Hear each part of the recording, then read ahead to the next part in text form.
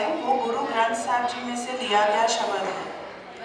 Okay, और ये शब्द गुरु नानक साहब जी ने उच्चारण किया है मलार राग के अंदर। इसमें 4 स्टैंजास हैं और जैसे आमतौर पे हम भजन गाते हैं एक मेन अस्थाई होती है वो रिपीट होती है, राइट। तो जो मेन, हाँ जी, wide silence please, all kids are requested to please be quiet, please, thank you।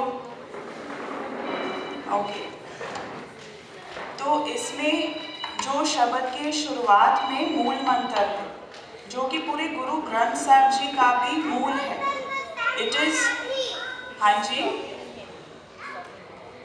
Okay. तो पहला जो शब्द गुरु ग्रंथ साहब जी का है उसका है एक ओंकार।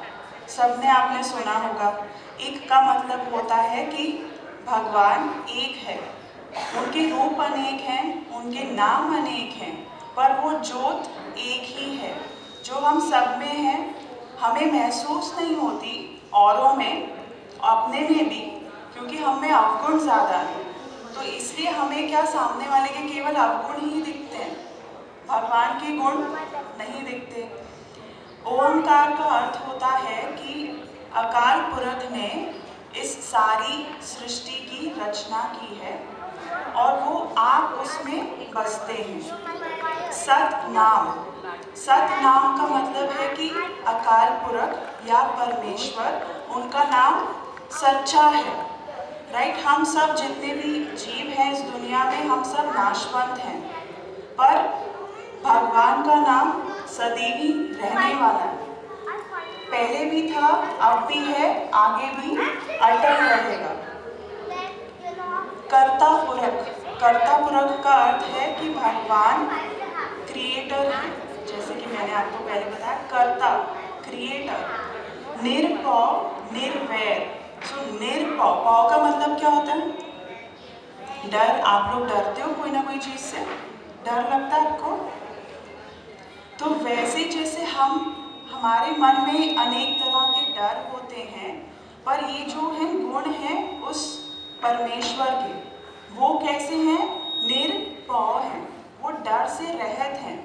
फिर नेक्स्ट आता है निर्वैर, कि वो किसी से भी वैर नहीं करते, वो हर किसी से प्यार ही करते हैं। अकाल मूरत, उनकी जो हस्ती है वो समय से परे है।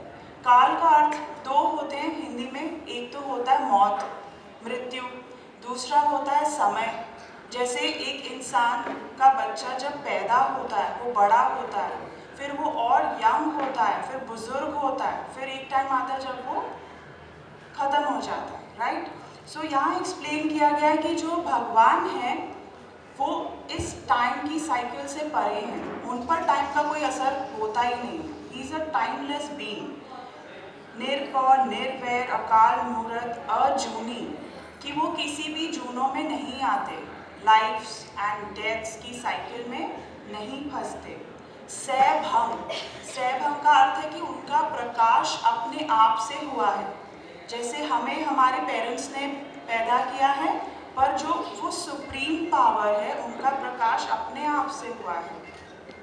और ऐसा अकाल पुरख हमें एक सच्चे गुरु के द्वारा ही प्राप्त होता है, जिसका अर्थ है गुर प्रसाद। यहाँ पर जब भी हम गुरबाणी में गुर प्रसाद कहते हैं तो मूल मंत्र में जो गुर प्रसाद आता है उसका मतलब प्रसाद नहीं है, उसका मतलब है कि कृपा, एक सच्चे गुरु की कृपा। क्योंकि यदि अगर गुरु उतना सूझवान होगा तभी उसके फॉलोअर्स सही राह पर चलेंगे, राइट।